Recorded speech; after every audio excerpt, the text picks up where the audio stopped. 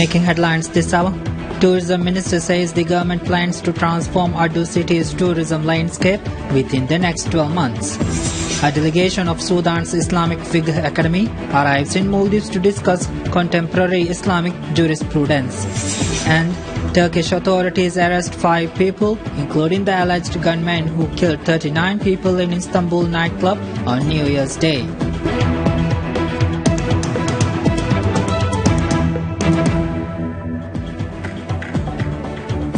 Bismillahirrahmanirrahim. Welcome you all to TVM News in English. I'm Zionat Hassan here with the news in details.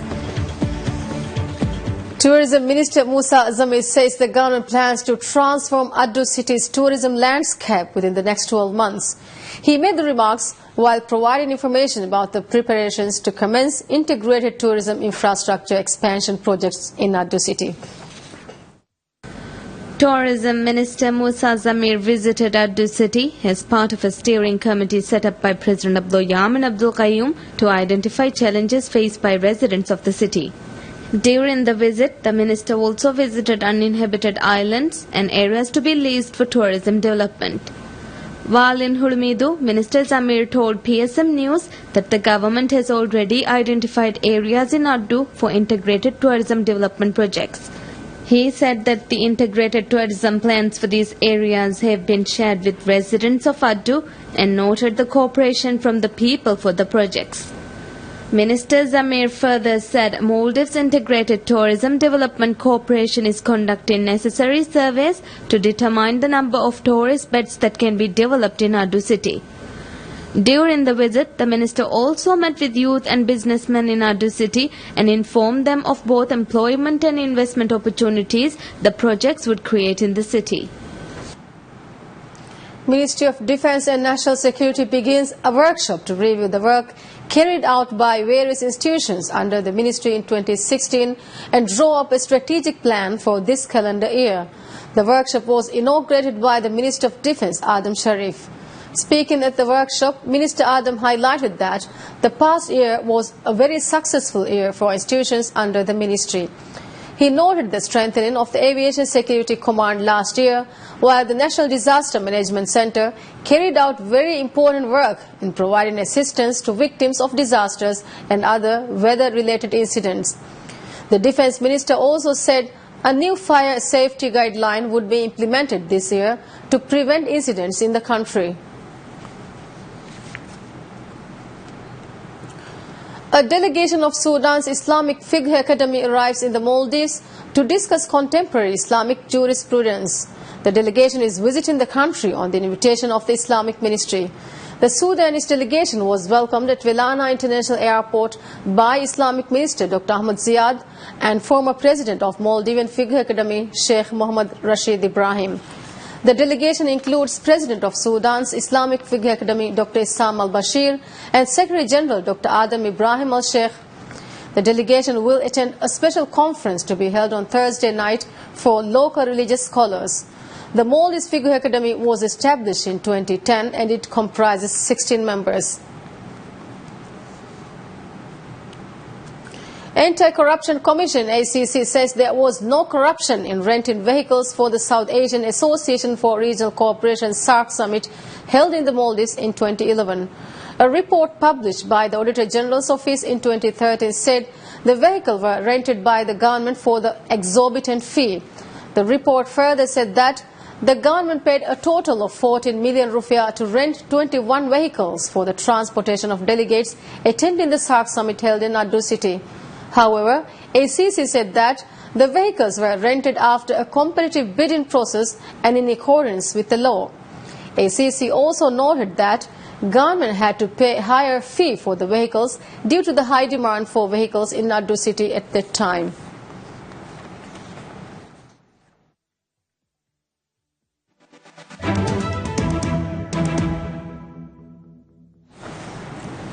Tonight in business, Maldives Inland Revenue Authority (MIRA) revises the remittance tax regulations, setting out penalties against those who assist expatriate workers send money abroad without paying remittance tax. Under the regulation, action will be taken against local dependents of expatriates working in the country who avoid paying remittance by helping them send money abroad. The regulation says such individuals or businesses will be fined the amount that they help send abroad and withhold business permits issued to them.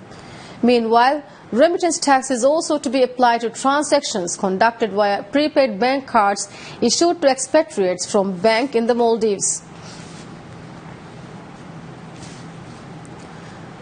PricewaterhouseCoopers PwC survey of nearly 1,400 CEOs finds the boss's confidence in sales growth is up from very weak 2016.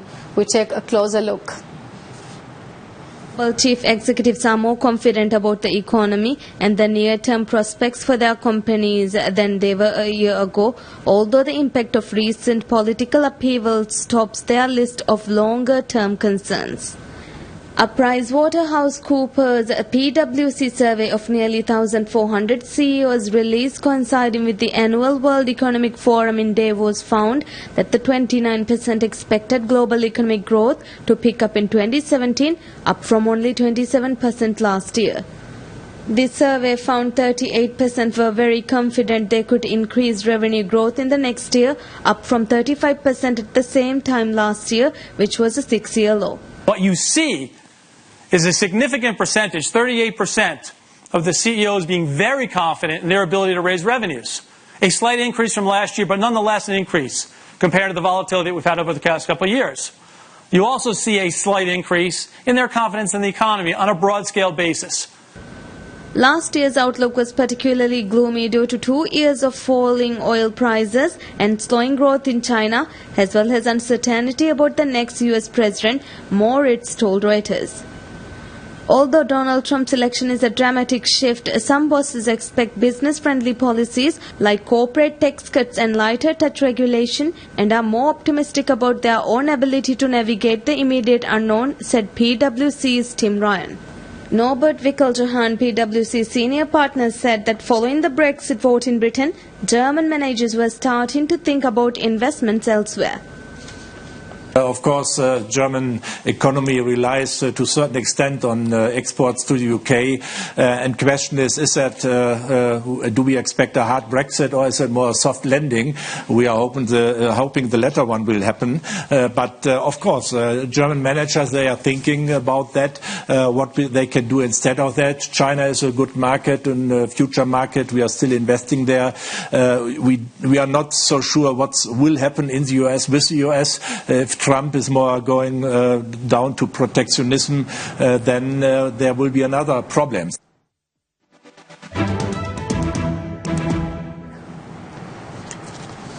And now we'll look into the latest news updates from international arena. Forensic investigators sift through the blast site after 3 Turkish police officers were killed and 9 were wounded when a roadside bomb hit a passing police bus in the largely Kurdish southeastern province of Diyarbakir. Security sources said the bomb was detonated as the bus carrying riot police passed an area near the campus of Diyarbakir's Digital University. 3 of the wounded were in critical condition. There was no immediate claim of responsibility for the attack, but the militant Kurdistan Workers' Party PKK has previously said it was behind similar attacks on police and soldiers. Turkish security forces have repeatedly been targeted by Kurdish militants, especially in the country's southeast, since a 2.5-year ceasefire with the outlawed PKK collapsed in July 2015. The autonomy-seeking PKK has waged a 3-decade insurgency in southeast Turkey, home to most of the country's 15 million Kurds, and more than 40,000 people, mainly Kurds, have died. 2 teenagers have been killed by a speeding train while they posed for a selfie at a railway track in New Delhi. The incident took place in East Delhi's Pandav Nagar area. The victims, 16-year-old Yash Kumar and 14-year-old Shubham Saini, along with their 5 friends, had reportedly rented a camera to build a modeling portfolio. The teenagers were clicking a selfie in front of an approaching train. However, they did not notice that another train was coming on the adjacent track, and the boys were killed in the confusion while jumping tracks. Media reports says the duo's friends, who stood at the distance of a few feet, had a narrow escape themselves. Police have seized the camera and an investigation is on. The Delhi government may reinforce the odd-even formula, a car rationing scheme aimed at curbing pollution in the national capital, if toxic air levels touch emergency proportions. The Delhi government may reinforce the odd-even formula, a car rationing scheme aimed at curbing pollution in the national capital, if toxic air levels touch emergency proportions. The Environment Ministry tasked the Supreme Court mandated panel, EPCA, Environment Pollution Control Authority, to chalk out a plan under which odd-even scheme and halt on construction activities may be imposed across the national capital if air quality remains at the emergency level for 48 hours. The plan also envisages other emergency measures including closure of schools, power plants and advisories asking people to avoid polluted areas and restrict outdoor movement. Delhi Health Minister Satyendra Jain said the government was ready to roll out the car rationing scheme if the situation demanded. Under the scheme, cars are allowed on the road only on alternative days according to whether their number plates were odd or even. India, the world's fastest growing major economy, is home to 4 of the world's 10 cities with the worst air pollution, the WHO said in May last year. New Delhi ranked 11.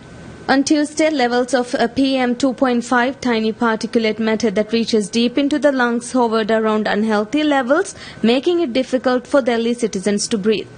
They called for a 6-month implementation of the odd-even scheme to control pollution. Odd-even plan was implemented twice by Delhi government in the national capital in January and April last year. Most drivers followed the rules, with traffic sharply reduced from the usual rush hour chaos. The impact on pollution, though, was less clear, with data showing that air quality remained at unhealthy levels. Russian Foreign Minister Sergei Lavrov says the U.S. intelligence agencies have repeatedly tried to recruit Russian diplomats. He said that in April last year, an unprecedented attempt to recruit a man occupying the second highest position in the embassy on the level of the ambassador's advisor took place. Lavrov said that he was offered to cooperate with foreign intelligence. He added that top-ranking U.S. diplomats were seen taking part in various opposition rallies, sometimes disguising themselves. At the end of December 2016, U.S. President Barack Obama ordered the expulsion of the 35 Russian diplomats suspected of espionage and imposed sanctions on 2 Russian intelligence agencies over their involvement in hacking political groups in the November 8th U.S. presidential election. Putin then announced he would not hit back and expel U.S. embassy staff. U.S. intelligence agencies say Russia was behind hacks into Democratic Party organizations and operatives before the presidential election. Moscow denies this. U.S. intelligence officials say the Russian cyber attacks aim to help Trump defeat Democrat Hillary Clinton.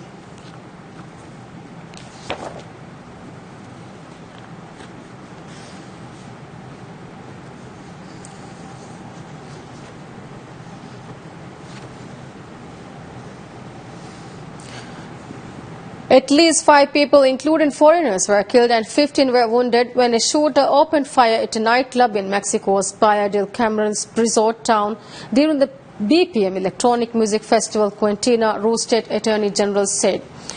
And said the incident began when a person entered the Blue Parrot nightclub armed around 800 hours GMT on Monday morning during the closing of the festival. Another person tried to stop the person, sparking a gunfight that drew in more security staff. Page said staff from the BPM festival appeared to be among the dead. The Canadian government confirmed that one of its citizens had died and said it was investigating the reports of a second Canadian death. The shooting presents a major blow to Mexico's tourism industry, which has been one of the few bright spots in the economy thanks to a weak peso exchange rate.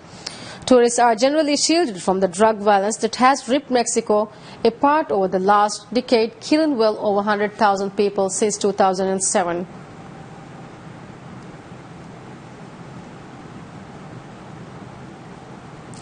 Turkish police arrest 5 people, including the alleged gunman who killed 39 people in Istanbul nightclub on New Year's Day.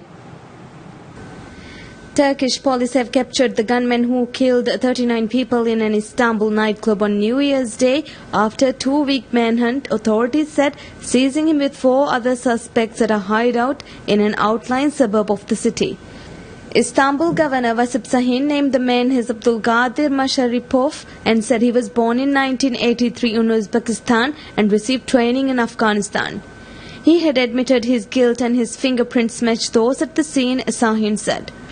He added that Masharipov was well educated, spoke 4 languages and had entered Turkey illegally through its eastern borders. Masharipov was seized with an Iraqi man and 3 women from Africa, one of them from Egypt, in the Esenyurt district on Istanbul's western outskirts. Dozens of people have previously been detained in connection with the attack, for which IS has claimed responsibility, saying it was revenge for Turkish military involvement in Syria. On January 1st, the attacker shot his way into the Reyna nightclub, then opened fire with an automatic rifle, reloading his weapon half a dozen times and shooting the wounded as they lay on the ground. The Dogan news agency published a photo of the alleged attacker with a black eye, a cut above his eyebrow and bloodstains on his face and t-shirt. It broadcast footage showing plainclothes police leading a man in a white t-shirt to a waiting car. This suspect was being questioned at Istanbul police headquarters, while other people were detained in raids across the city, targeting Uzbek IS cells, state-run Anadolu news agency said.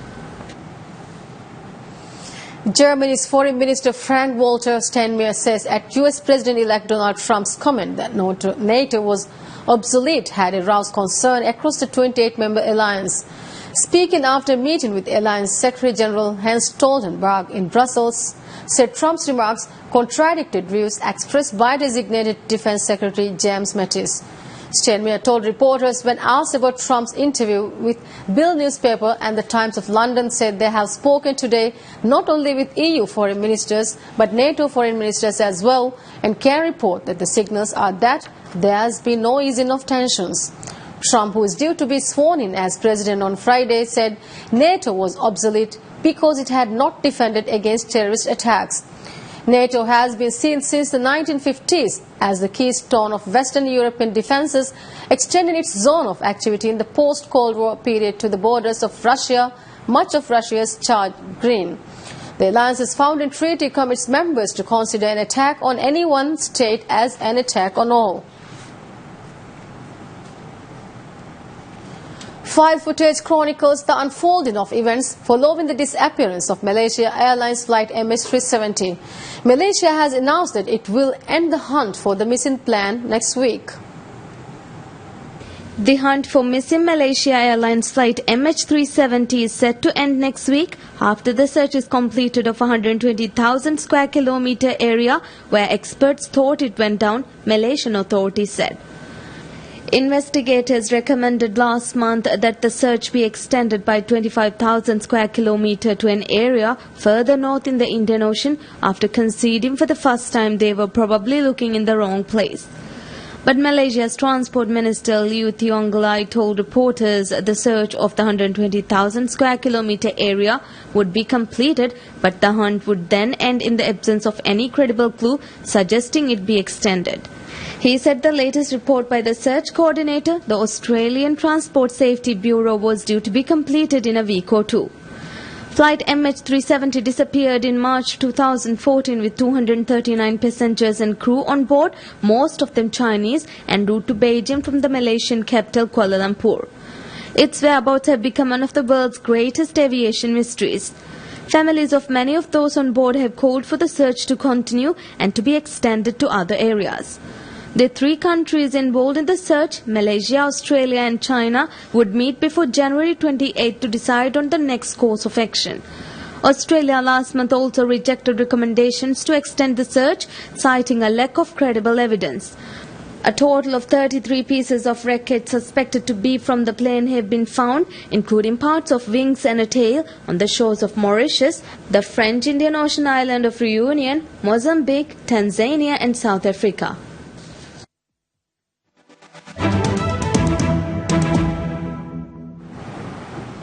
Tonight in sports, Louis van Gaal announces that he was retiring from soccer management after a 26-year career.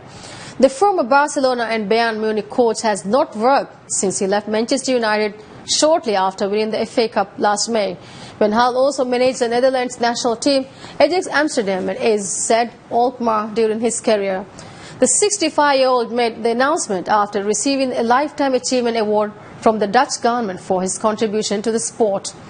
As a player and coach, Van Gaal was involved in soccer for 45 years.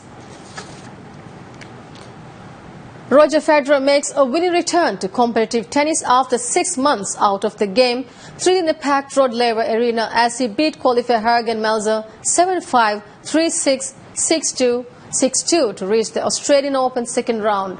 The 35-year-old Swiss had to battle hard throughout the 2-hour, 6-minute contest and only really eased clear of his dodged opponent when the Austrian tied in the final set.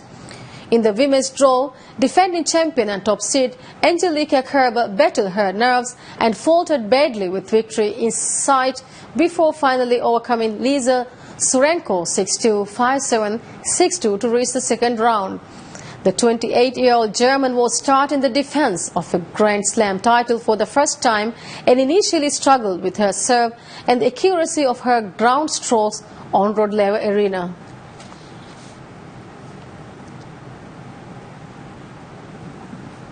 On a lighter note, Shakira, Whittaker and Anne-Sophie Mutter are honored at WEF's Cristal Awards. Let's have a look.